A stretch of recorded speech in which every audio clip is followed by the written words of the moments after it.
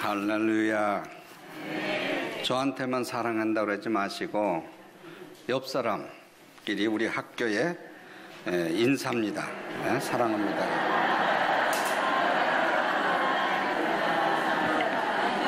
방학 중에도 하나님의 뜻을 위하여 사명을 받고 열심히 일하신 우리 목사님들, 하나님의 위로와 평강이 있기를 바랍니다. 실천신학대학원은 목사님들의 목회를 돕기 위해서 개설한 신학대학원입니다. 단순히 지식을 전달하는 것을 넘어 오직 하나님의 말씀에서 사로잡혀 목회하는 데 목적을 두고 있습니다. 우리 목사님들은 영적인 지도자로서의 성경 전문가가 되어야 하고 하나님의 말씀을 대언하는 목회자가 되어야 하는 것입니다. 그렇다면 성도들에게 무엇을 가르치고 무엇을 믿게 해야 하는지, 먼저 저와 여러분은 무엇을 믿고 무엇을 의지하고 무엇 때문에 사는지, 이것이 하나님께로부터 받은 사명이 확실히 있어야 되는 것입니다. 그래서 첫째로는 성경은 하나님의 계시라는 것을 믿어야 합니다.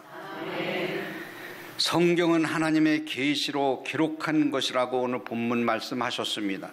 계시란 사람의 지혜로 알 수 없는 진리를 하나님께서 우리들에게 가르쳐 준다는 것입니다.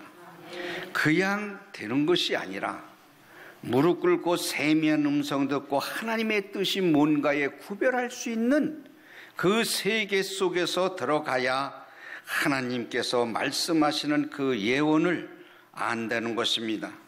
본문 말씀 20절에 보면 먼저 알 것은 성경의 모든 예언은 인간의 생각으로 해석하는 거고 인간의 학문적으로 접근하는 것이 아니라, 모든 것을 사사로 푸는 것이 아니라 하나님 말씀에서 발견해서 하나님이 감동해서 우리에게 계시했다고 하는 것을 확실히 믿는 주의 종이 되어야 되는 것입니다. 그런데 오늘날 강단에서 하나님의 계시인 말씀을 선포하면서 모세가 말했다, 바울이 말했다고 합니다. 많은 신학자들이 목회자들을 향해서 모세가 썼다, 다윗이 썼다, 바울이 썼다고 말합니다.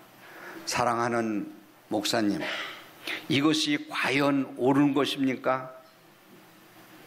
만일 성경의 저자가 단지 인간의 모세, 또한 인간 다윗, 인간의 바울이라면 성경은 어떻게 하나님의 말씀이요 계시라고 할 수 있습니까? 사무엘하 23장 1, 2절에 보면 이는 다윗의 마지막 말이라, 이새의 아들 다윗의 말하며 높이 세워진 자 야곱의 하나님께로부터 기름 부은 받은 자 이스라엘의 노래를 잘하는 자가 말하노라.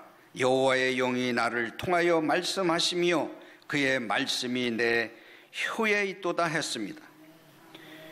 그러면 여기에서 1절에는 분명하게 다윗이 말했다고 합니다. 그러나 2절에는 여호와의 영이 다윗을 통하여 말씀하셨고 여호와의 말씀이 다윗의 혀에 있다고 하였습니다. 결국 다윗이 말이 아니라 여호와의 하나님의 말씀이라고 해야 되는 것입니다. 그런데 오늘날 신학자들이 여기에서 다윗이 말했다고 하는 것을 부둥켜 안고 있습니다. 현대 신학자들이나 보수 신학자이나 진보 신학자들이나 오늘날 바울과 다윗과 예레미야가 썼다고 저자를 그렇게 이야기합니다. 저자, 성경의 저자는 하나님입니다. 하나님인데 그 하나님의 말씀을 가지고 목회를 해야 되는데 다윗이 말을 했다, 바울이 말을 했다, 우리 교수님들 그렇게 가르치잖아요. 그분들을 통해서, 바울을 통해서 하나님께서 말씀하셨다. 그것을 다시 이 강단에서 하나님께서 말씀하셨다고 해야 선포해야 능력이 나타나는 거 아니에요? 여러분들 다시 생각해 봅시다. 하나님께서 사랑하는 성도 여러분, 다윗이 말씀하셨습니다. 성령 받으시오, 은혜 받으시오. 모세가 말했습니다. 그럼 하나님이 이 자식들 보게? 그러니까 사랑하는 목사님들, 전사님, 미국과 유럽이 왜 문을 닫았을까요? 신학이 발전함으로 이것이 신학이 하나님의 말씀으로 생각하지 않고 도덕과 윤리책으로 떨어진 거예요. 그러니까 여러분들이 목회하는 데에서 뭐를 의지하고 뭐를 붙들고 목회합니까? 하도 우리 신학자들이 하나님이 썼단 말 안 하고 바울이 썼다, 다윗이 썼다 이렇게 얘기를 하니까 바울을 통해서 예레미야를 통해서 하나님의 감동으로 영감으로 계시했다는 것을 우리는 믿어야 되는 거예요. 사도행전 4장 25절에 보면 또 주의 종 우리 조상 다윗의 입을 통하여 성령으로 말씀하시기를 어찌하여 열방이 분노하며 족속들이 허사를 경영하였는고.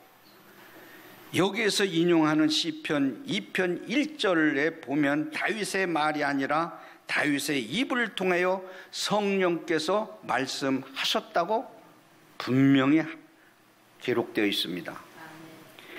데살로니가전서 2장 13절에 보면 우리가 하나님께 끊임없이 감사함은 너희가 우리에게 들은 바요 하나님의 말씀을 받을 때에 사람의 말로 받지 아니하고 하나님의 말씀으로 받음이니 진실로 그러하도다. 이 말씀이 또한 너희 믿는 자 가운데에서 역사하시니라.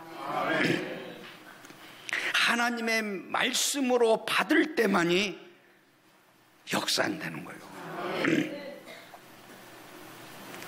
이 시간 이후 제가 설교를 우리 신학자들 MDB 학생들을 놓고 설교를 했는데 어저께 설교를 오후에 하는 신학자가 있었어요. 그런데 그분이 계속 바울이 말했다고 얘기를 하는 거야. 그래서 야, 어떻게 저분이 3번을 설교 들었는데, 그러니까 이 습관화가 인간의 말씀이라고 하는 것을 사람을 통해서 인간의 말이라고 하는 것을 그냥 입력이 된 거예요. 그러니까 미국에서 목회를 못하고 여기 왔구나 하는 생각을 가진 거예요. 왜? 영역이 없기 때문에. 네? 영역이 없기 때문에. 말씀은 힘있게 하더라고요. 진짜 성경 구절도 많이 알아서 막 성경 구절 끼서 막 선포하더라고. 근데 계속 바울이 얘기했다는 거야. 그러니까 그 가운데에 모르는 것을 우리에게 깨우쳐 줄 수는 있지만, 깨우쳐 주는 것이 바로 은혜 받았다고 하는 것이 현재의 우리 한국과 아니라 세계적인 강단에서 선포하는 목사님들이 성도들에게 그거를 전해요. 그러면 고개 끄덕끄덕하면서 은혜 받았다 그래요. 그러나 내 심정에는 변화가 없어. 눈물과 용서와 사랑이 없어. 왜? 예수 그리스도의 생명 능력이 없기 때문에. 예수 그리스도의 생명을 가진 자가 생명을 선포하는 거예요.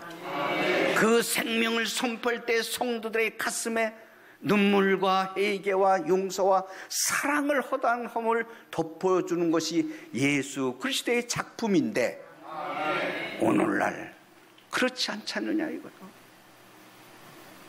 목회하는데 뭘로 의지하고 목회합니까? 여기서 분명히 하나님 말씀을 대언할 때 그 말씀을 믿고 선포할 때는 하나님의 역사가 나타난다고 분명히 말씀했는데, 전하는 자와 듣는 자가 모두 성경에 하나님의 살아계신 말씀이라고 믿을 때만이 능력이 나타나는 거예요. 지식으로서는 절대로 나타나지 않습니다. 하나님의 말씀화가 될 때, 이 지식이 내 가슴에 신학이 될 때, 내 모든 것이 하나님의 정권적인 성령으로 새로잡힐 때만이 하나님의 역사가 나타나는 거예요. 세상의 지식과 영적인 지도자는 하나님의 나라의 복음을 선포하는 대언자요.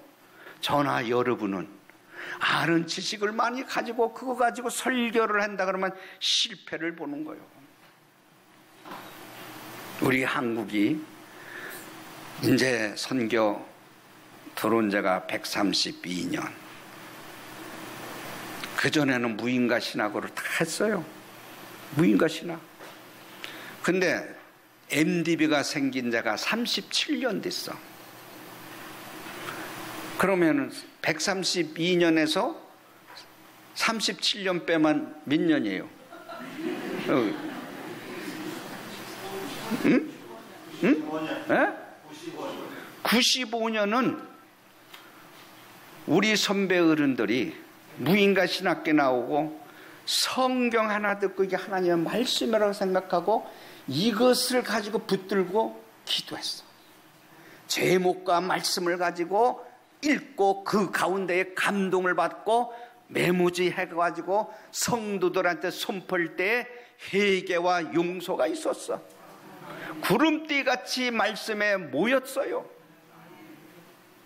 그런데 내가 신학교 다닐 때만 해도 졸업 맡을 때 딱 2권, 구약 2권 박윤선 박사님이 주석에 나왔어.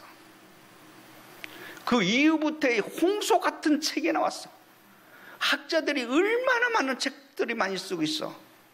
많이 배운 사람이 목회한다 그러면 여기 신학자들이, 세계적인 신학자들이, 한국의 신학자에 몰려든 사람들이 왜 목회해야지 여기 와서 나한테 듣기 싫은 소리 듣느냐 이거요. 목회를 하지. 왜? 머리로 믿기 때문에. 내 가슴으로 믿어야 되는데 내 가슴 속에서 성령의 말씀이 함께 해줘야 되는 거예요. 우리 교훈이 진리가 너희를 자유케 하리라요.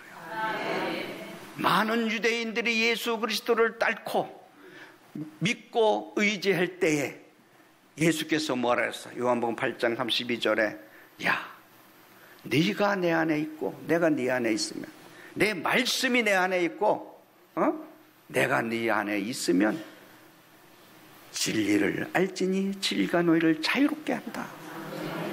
이 자유는 영혼의 자유를 넘어 육신까지도 자유함을 주는 이런 축복을 주님이 말씀하셨어요. 그걸 가지고 목회를 해야 되는데 인가받은 그 신학자 속에서 배출해물을 우리 한국에도 30년 전부터 이게 퇴보가 된 거야. 왜? 학자들이 몰려옴으로써 가르치다 보니까 신학생들을 많이 배출했는데 목회를 못해. 신학자들은 여기서 설교를 했는데 말씀을 들은 것 같고 토해기는 했는데 개척을 못해. 왜 못할까? 뭘 의지했기 때문에. 이 말씀을 의지해서 세면 음성을 듣고 말씀의 능력을 받아서 여기서 토해야 되는데 에? 아는 지식으로만 가르치니까 밑사람 모이다가 또 말잖아요. 응? 윤리와 도덕으로 떨어지니까. 그러면 이 MDB라고 하는 7년 과정이라고 하는 학문이 들어옴으로써 성경이라는 말씀의 기준에서 여기서 성경이 하나님께서 뭐를 이야기하고 있는가를 가르쳐줘야 되는데 역사와 문화, 배경 이것만 하다가 끝나고 신학자, 철학자의 번역이나 읽고 그거나 가르치다 끝나니까 이게 문제다 이거예요. 우리는 공부 배워야 돼요. 알아야 돼요. 좌우로 치우치지 않게 말씀에 잡으려면은 그 신학자들이 가르쳐 주는 것을 받아 먹어야 돼요. 그걸 내가 무시하는 건 아니에요. 근데 그게 근본이 아니다 이거예요. 여기 하나님 말씀이 근본이지. 네? 학문을 의지하고 물질을 의지하고 자기 명예를 의지하는 것이 아니라 하나님의 말씀을 의지해야 되는 거예요. 하나님의 말씀에 의지해야 돼. 목회자 여기서 보니까 목회를 잘하려면은 십자가에 묻고 다시 부활의 신앙을 가지면 목회할 수 있습니다. 그러니까 죽는다고 하다가 그냥 굶어 죽으면 죽어. 아우 저 자식 어떻게 하지? 생각하지 마세요. 하나님이 아시오. 못 배운 거, 돈 없는 거, 내 자식 처가 어떻게 되는 거 알아. 그걸 왜 걱정해? 하나님으로부터 부름받은 내가 영적인 지도자로서 내가 바로 살고 말씀을 선포할 때 성령이 새로 잡을 때까지 내 육신을 칠 수 있는 거, 이것은 기도의 영줄기를 잡아야 돼요. 자기 자신이 기도하려고 하지 마세요. 성령님이 인도하신 바다 하루든 이틀이든 밤을 새우면서도 기도할 수 있는 영줄기를 탁 잡고 보면 성령이 임재하면 나중에 은혜가 떨어지더라도 하나님이 그 음성에 가슴을 치는 거예요. 고난과 고통 속에 어려움 속에 있어도 그 믿음을 갖고 다시 되찾는 거예요. 응? 그렇기 때문에 사람은 머리로 목하려고 그러고 머리로 뭐를 하려고 그러면 절대로 하나님께서는 너 해봐라 이거예요. 돈 없는 것도 알고 무식한 것도 알아. 2003년도에 신학은 학문이 아니다라고 했습니다. 왜 신학은 학문이 아니냐? 하나님의 말씀을 온전히 믿고 복음을 선포해야 되는데 학문으로서 하나님을 말을 한다? 그것도요, 이 강대상에서 신학대학교 총장님이 오셔서 신학은 응용신학이다, 신학은 의학신학이다, 신학은 철학이다, 이런 얘기를 하는 거예요. 그래서 내가 여기 옆에서 앉았다가 이거 무슨 소리야? 신학은 하나님에 대해서 말씀하시는 건데 어쩌 그렇게 말을 할까?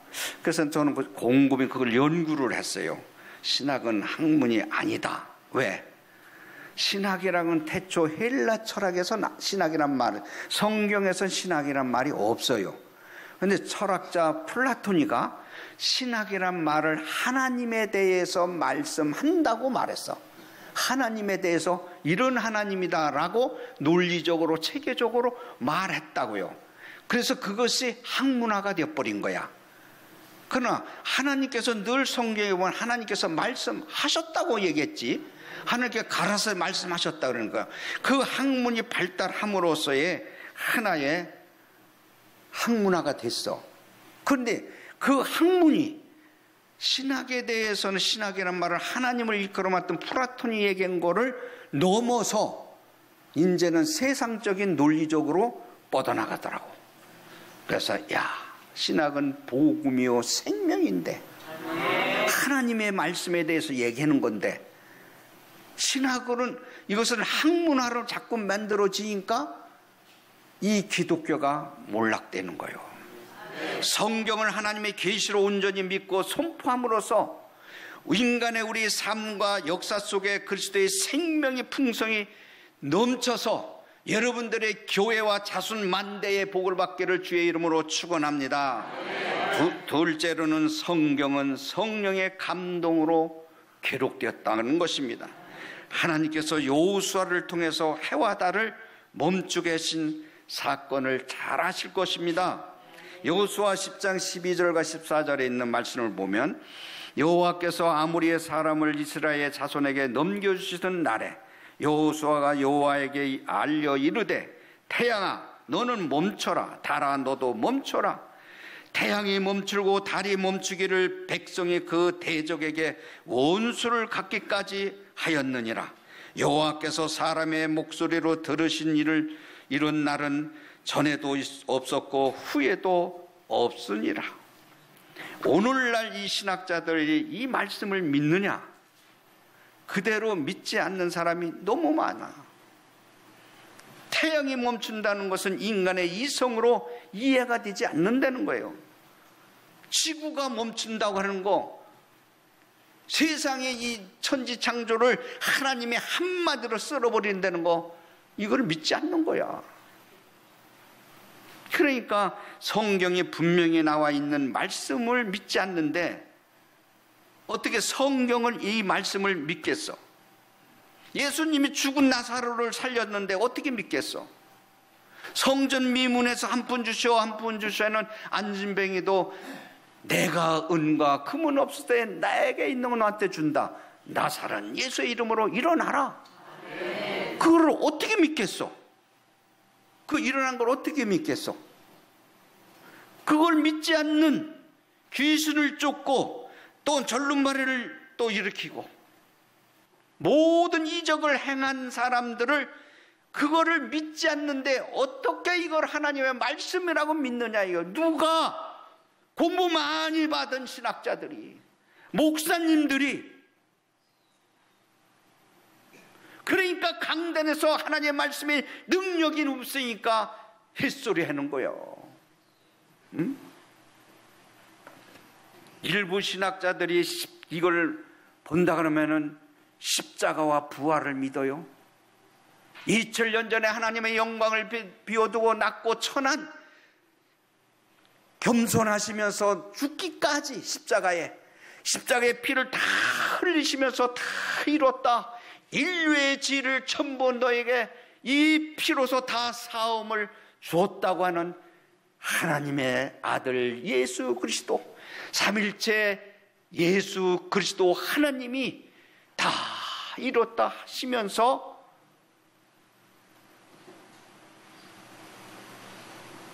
돌아가셨다. 그런데 3일 만에 부활하셨다.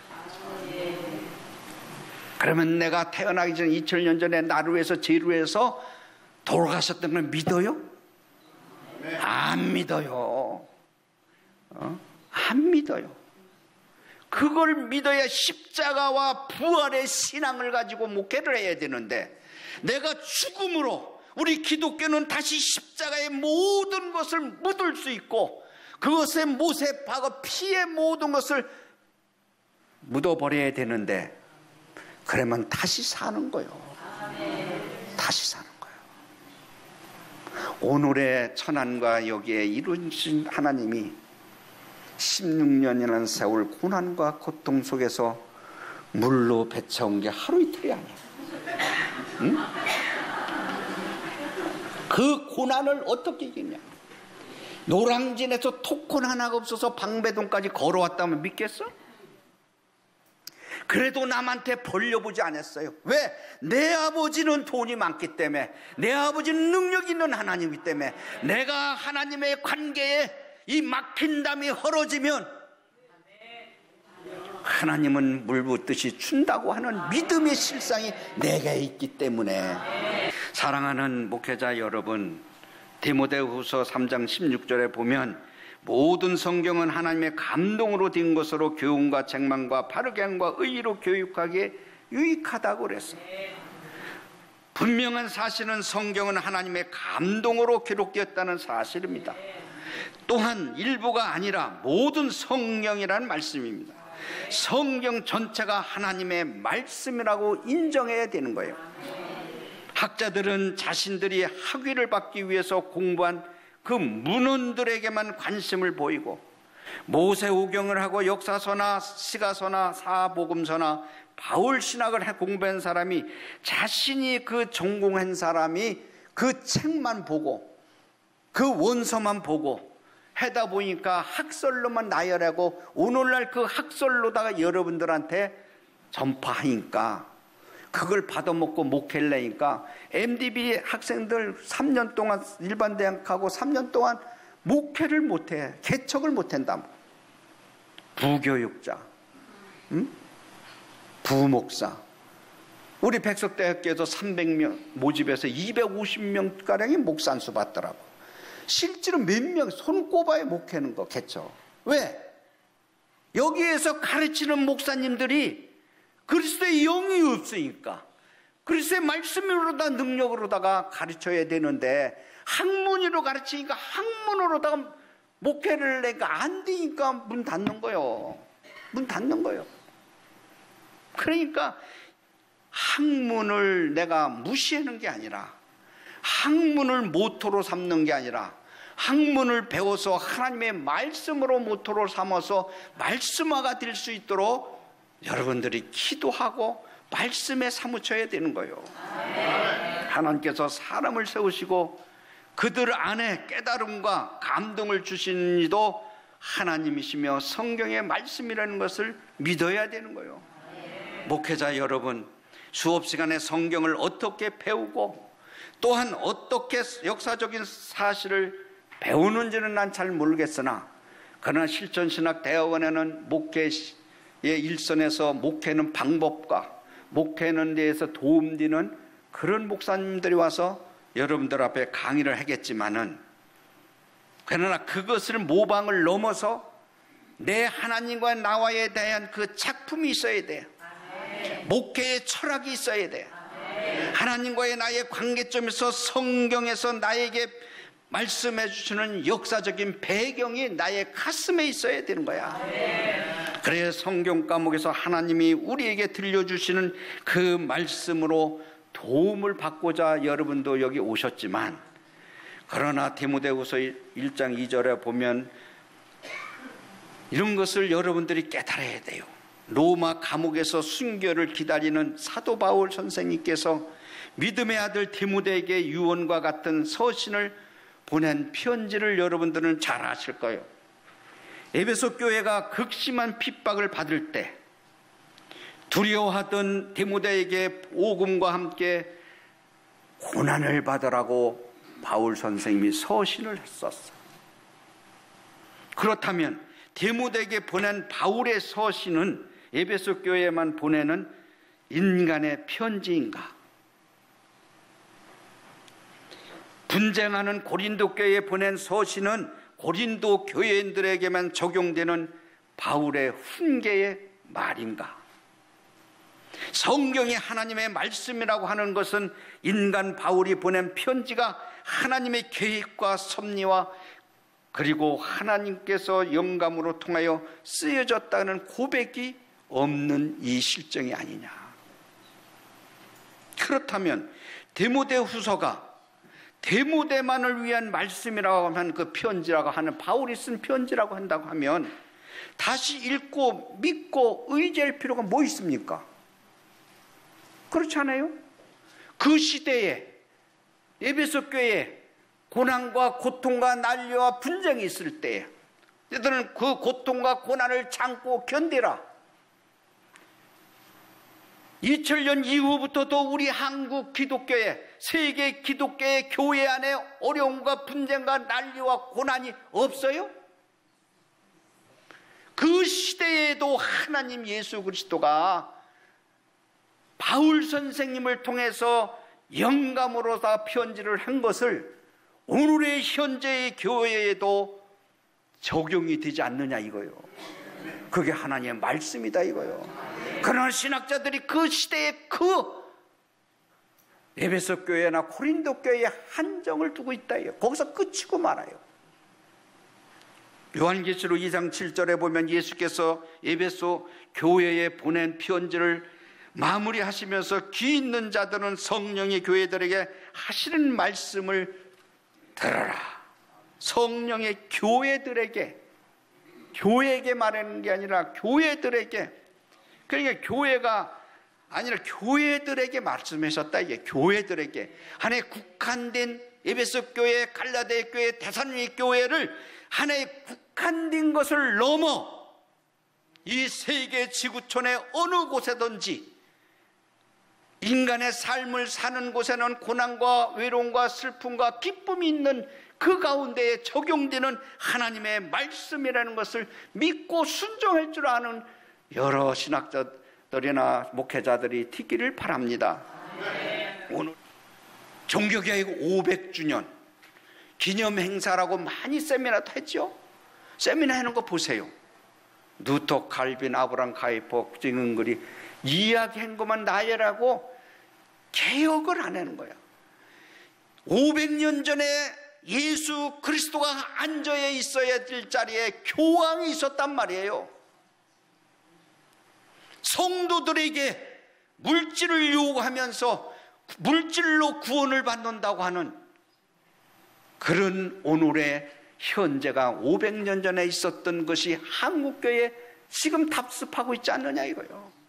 그걸 다시 개혁할 수 있는 것은 그 개혁자들의 칼빈이나 루터가 성경으로 돌아가자, 성경만이 인간의 삶에 구원을 주는 거고 오직 그리스도만이 할 수 있는 거고 우리 믿음 아니고는 하나님 앞에 갈 수 없는 것이니 하나님께서 우리의 은혜를 거저줬으니 너희도 거저줘라. 네가 먹든지 마시든지 뭘 하든지 하나님의 영광을 위해서 하라고 하는 이 5대 솔라를 실천할 수 있는 제 종교개혁이 일어나야 되는 거 아니에요. 그러기 위해서는 그것을 5대 솔라를 실천하려면 어떻게 인간의 부패된 인간이 실천할 수 있어? 그래서 개혁주의 사이에 뭐 넣었죠? 생명. 나는 길이요 진리요 생명이라. 나로 말미암아 장은 아버지께로 올 자가 없다. 내가 바로 생명이 되시는 예수 그리스도가 나를 지배하여 5대 솔라를 성경대로 살 수가 있지. 내가 하나님께 영광을 위해서 내 모든 것을 자존감, 모든 자존심도 십자가에 묻을 수 있고 용서할 수 없는 걸 용서하고 사랑할 수 있는 것, 사랑하는 것이 아니라 사랑할 수 없는 걸 사랑할 수 있는 내 신앙의 인격이 나의 속에서 일어나는 겁니다. 그거 없이는 절대로 안 돼요. 여러분들이 고난과 고통의 모든 시험을 당할 때 이것을 지혜스럽게 하나님 앞에 기도하면서 극복하시기를 바랍니다. 고린도전서 10장 11절에 보면 그들에게 일어난 이런 일은 본보기가 되고 또한 말세를 만난 우리를 깨우치게 하기 위하여 기록되어 있느니라. 당시의 일이라는 것은 본보기가 됐다. 지금 우리를 깨우쳐주기 위해서 하나님께 주신 말씀이라는 것을 깨달아야 된다. 오늘 본문을 통해서 우리는 깨달아야 되고 성경은 과거에 현재에도 그리고 미래에 우리에게도 주시는 하나님의 영원하신 계시의 하나님의 말씀이라는 것을 우리는 믿어야 되는 거예요. 모든 성령으로 감동된 하나님의 말씀을 의지하고 그 복음이 담대히 선포되고 역사할 때 하나님 요한이시 승리하는 복음이 나타나는 거예요. 그래서 우리는 그거 가지고 목회해야 됩니다. 다시 한국 기독교가 다시 개혁이 되어서 종교개혁이 다시 방배동부터 일어나서 하나님께 영광 돌리는 역사가 있기를 바랍니다. 마지막으로 성경은 성령을 통하여 말씀하십니다. 성경은 성령의 영감으로 기록되었다고 했습니다. 영감이란 단어에는 하나님의 숨결, 호흡이라는 의미가 있습니다. 하나님의 호흡이 들어있다는 것은 성경의 저자가 인간이 아니라 성령이신 하나님이시라는 겁니다. 그래서 욥기 32장 8절에 보면 그러나 사람의 속에는 영이 있고 전능자의 숨결이 사람들에게 깨달음을 준다고 했어요. 영이신 하나님이 내 속에 있을 때 인간의 삶에 목회에 모든 일에 길이 되시고 생명이 되시는 여호와 하나님이 나에게 깨달음을 준다고 했어요. 하나님의 말씀을 깨닫기 위해서는 전능자의 숨결이 성령이 지배받도록 우리는 깨어 기도해야만 됩니다. 예를 들어서 다시 말씀을 들으면 시편 2편 6절에 보면 내가 나의 왕을 내 거룩한 산 시온에 세웠다고 말씀하고 있겠어요. 시온산에 세웠다. 학자들은 시온산을 예루살렘 성전이 있는 산이라고 가르칩니다. 왜? 문자적으로. 그러나 우리는 하나님의 말씀이 영적 의미를 깨달아야 됩니다. 시온산은 하나님이 오신 곳이라고 성경은 말씀하셨어요. 하나님이 오신 자, 구원자가 오셨다 그랬어요. 그러면 하나님께서 지금 우리 안에 와 계셨다는 것을 믿을 때에 거기가 시온산인 거예요. 시온산은 예루살렘에 있는 산이 아니라 하나님이 오신 곳이 바로 나와 여러분들 이곳에 시온산이 되는 거예요. 구원자가 오시는 거예요. 진리의 영이 그 숨결이 우리 마음에 와 있어야 되는 거예요. 히브리서 12장 22절과 24절에 간추려서 말씀을 드리면, 그러나 너희가 이른 곳은 시온산과 살아계신 하나님의 도성인 하늘의 예루살렘과 새 언약의 중보자이신 예수 그리스도이니라. 에베소 1장 17절에 보면 우리 주 예수 그리스도의 하나님 영광의 아버지께서 지혜와 계시의 영을 너에게 주사 하나님을 알게 하시라고 말씀하셨습니다. 성령께서 하나님을 알게 하셨다고 했어요.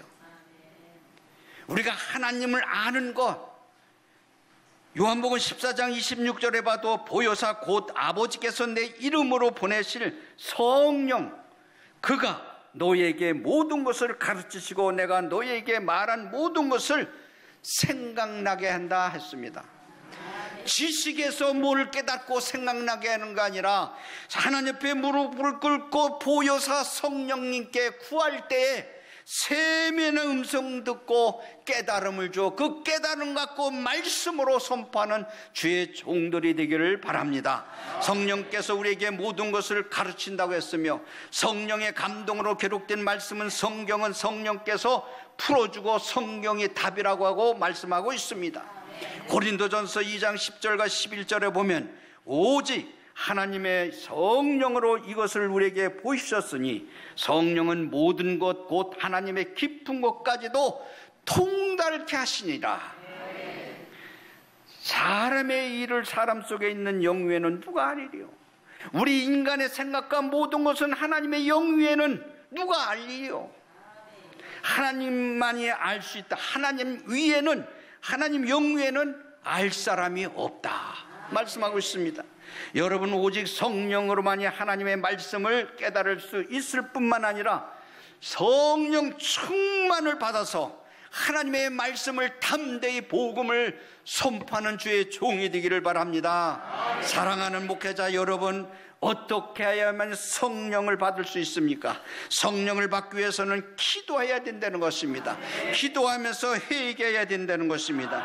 누가복음 11장 13절에 보면 예수께서는 너희가 악할지라도 좋은 것을 자식에게 줄 줄 알거든 하물며 너희 하늘의 아버지께서 구하는 자에게 성령을 주시지 않겠느냐? 우리가 기도할 때에 하나님께서는 성령을 주신다고 말씀하셨습니다.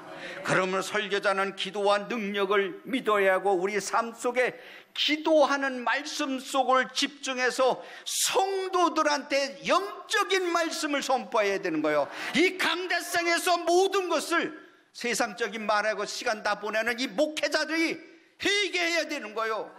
이 성경 66권에서 말씀으로 시작해서 말씀으로 끝나야 되는 거예요. 사람을 웃기고 사람을 갖고 노는 그런 목회자가 되어서는 안 되는 거예요.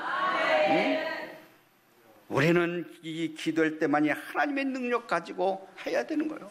아는 지식으로 설교를 꾸미지 마시길 바랍니다. 아는 것은 참조를 할 수 있지만 거기서 그 말씀과 배경 속에서 우리 말씀의 본문하고 비칠 때 여기서 말씀하는 게 뭔가에 추석을 보더라도 배운 것을 그것을 깨달았지만은 그것을 그대로 옮기는 어리석은 자가 되지 말고 본문에 적용에 대한 말씀하러 적용해라 이거요. 말씀하러. 성령 충만한 설교자가 되려면 어떻게 돼 있는지 알아요? 하나님께서 나한테 이거 주신 거야. 설교했는데요, 이 생각이 딱 나오더라고요. 근데 생각하면서가 아니라 생각하면 딱 하는 거예요. 항상 나는 성령님의 지배를 받아야 된다. 학문의 지배를 받으면 안 된다. 하나님 말씀의 지배 받는다. 그렇게 생각을 했는데 1시간 책을 보면 2시간 성경을 읽어야 되고 2시간 성경을 읽으면 3시간 기도해야 된다. 목회자에는 그렇게 돼야 된다. 왜?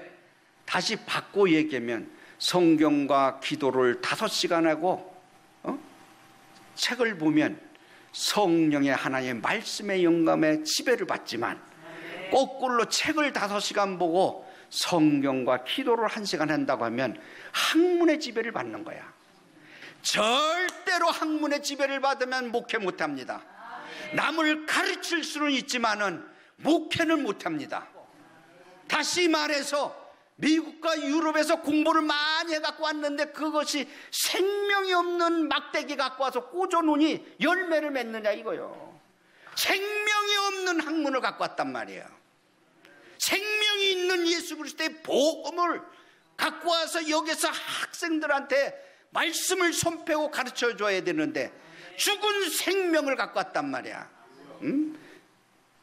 역사적인 비평학, 성경의 비평학, 인간으로서의 모든 것이 논리적이고 체계적인 것으로 할 수 있는 것이 하나님이 어떻게 해서 영감으로다가 됐느냐, 이런 못된 놈의 이런 신학자들이 있기 때문에 오늘날 이렇게 세계적으로 개독교가 침투되는 거야.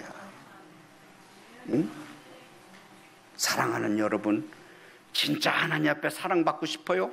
진짜 목회에서 사람이 많이 있다고 승리하고 성공하는 게 아니에요. 내 양무리가 10명이 있고 100명이 있더라도 그 심령 속에 예수 그리스도가 함께한다고 하면, 예수 그리스도가 함께한다고 하면 너와 내가 함께할 수 있고 이웃과 함께할 수 있는 거야. 예수 그리스도가 나와 함께하지 않는데 어떻게 너와 내가 함께하고 너와 내가 목회를 같이 하고 성도들을 같이 더불어 살 수가 있어? 이웃에게 죽어가는 영혼들을 복음을 전파한다고 할 수 있어? 빵의 문제로 해서 교인을 늘린다고 하면 그렇게 어리석은 목사가 어디 있겠느냐 이거예요. 빵을 넘어 죽어가는 영혼들을 구원의 방주로 이끌기 위해서 내가 하나님의 심부름, 영적인 지도자로서의 사명을 다하기 위해서 몸부림칠 때 하나님은 역사하는 겁니다. 절대로 그것을 의지하고 살아야 되는 겁니다. 머리 지식으로 가진 것을 가슴의 신학이라고 노상 얘기했죠. 하나님 앞에 순종하고 말씀 앞에 기도하면서 결단하는 그 결단이 성령님이 함께할 수 있는 말씀에 집중해서 성령을 의지하는 설교자가 되기를 바랍니다. 사랑하는 목회자 여러분, 말씀과 기도의 전념으로서 성령 충만을 받아 정말 예수 그리스도의 능력을 받지 않으면 설교하기 힘듭니다. 또한 목회하기 힘듭니다. 여러분들 말씀을 의지해서 말씀 앞에 무릎을 꿇으길 바랍니다. 무릎 꿇어서 말씀의 생명을 받아서 선포하시길 바랍니다. 말씀을 맺겠습니다. 성경의 권위를 바로 세워주는 목회자가 되기를 바랍니다. 성경을 말씀으로, 하나님의 말씀으로 회복되어서 하나님께 영광 돌리는 목회자가 되기를 바랍니다. 그렇지 않고는 목회는 머리로 하는 거 아니라고 제가 말씀드리다시피 정말 우리 신학자들과 목회자들은 먼저 하나님께 말씀에 사로잡혀서 성경의 권위를 바로 우리 몸소 행해야 됩니다. 그렇게 할 때 성도들의 변화가 일어나는 것입니다. 강단이 회복되고 한국교회의 영적인 생명이 일어나는 것입니다. 목회자 여러분들도 지금부터 하나님의 말씀하신다라고 선포해야 됩니다. 하나님께서 가라사대 하나님께서 말씀하신다라고 복음을 선포하기를 바랍니다. 바울이 말했다, 다윗이 말했다, 예레미야가 얘기했다, 그런 말을 습관화가 됐으면 그 습관화를 십자가에 묻고 다시 말씀으로 돌아가야 하나님께서 말씀하셨다고 해야 능력이 나타난단 말이에요. 절대로 하나님께서 말씀하셨다는 그 능력이 나타나지, 인간의 철학과 학문과 바울을 통해서 썼다고 하는 것이 바울이 말했다고 하면 능력이 없어요. 사랑하는 목회자 여러분, 성경의 권위에 복종하시기를 바랍니다. 기도와 말씀의 전념으로서 제2의 종교개혁이 저와 여러분의 통해서 일어나기를 바랍니다. 그래서 나와도 들어와도 복을 받는 우리 목회하는데 부족함이 없도록 합시다. 여러분들 우리 학교에 잘 오셨습니다. 내가 신학자들도 그렇게 얘기하지만 그래도 85명이라는 목사님이야, 우리 전임이. 그래도 노상 복구니까 산기도 갔을까 안 갈까? 가요. 지금도 아멘 한 사람 산기도 갔다 왔어. 여름에도. 이런 분들이 80명에서 3분의 1 정도는 되는 것 같아. 우리 신입생들, MDB 신학생들을 2주 동안 기도원에 가서 성령운동해. 기도운동해. 설립자의 명령이거든. 그리고 한 학기 끝나고 천안 또 캠퍼스 가서 영성 수련을 또 하는 거야.